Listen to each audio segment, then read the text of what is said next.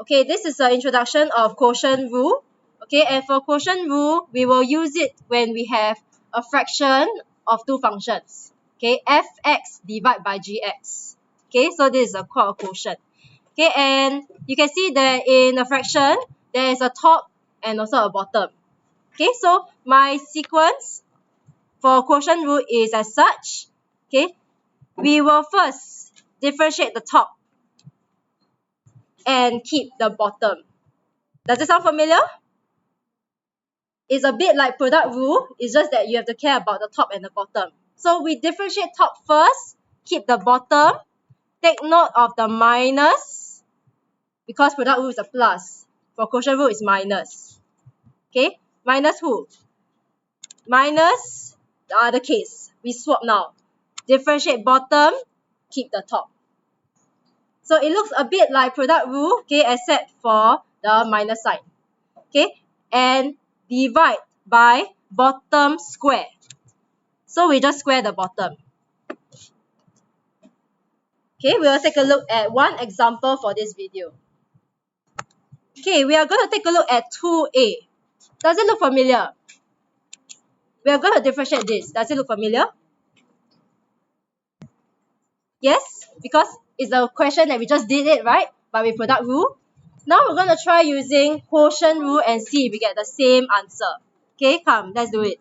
Okay, you don't have to do this, but I will always want to write it because I want to be very familiar with what I'm working on. Okay, and same thing, your top and over bottom.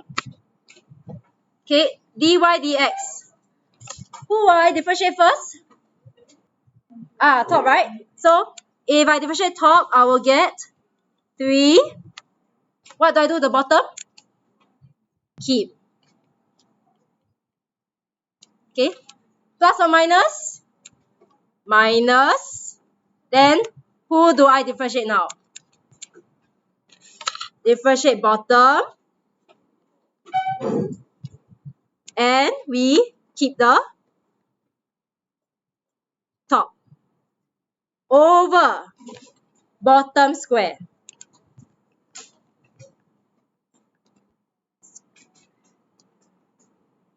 Okay, of course at this stage, we want to simplify things, package it nicely.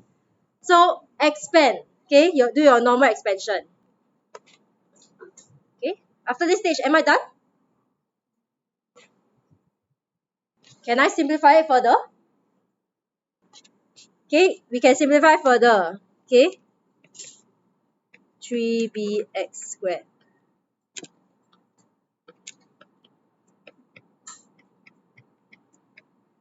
Okay, we get this? Does it look familiar?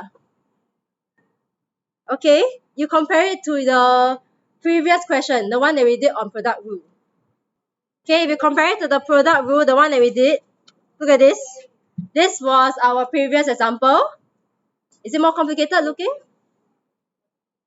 Versus quotient rule. Same, right? But this one is shorter, right?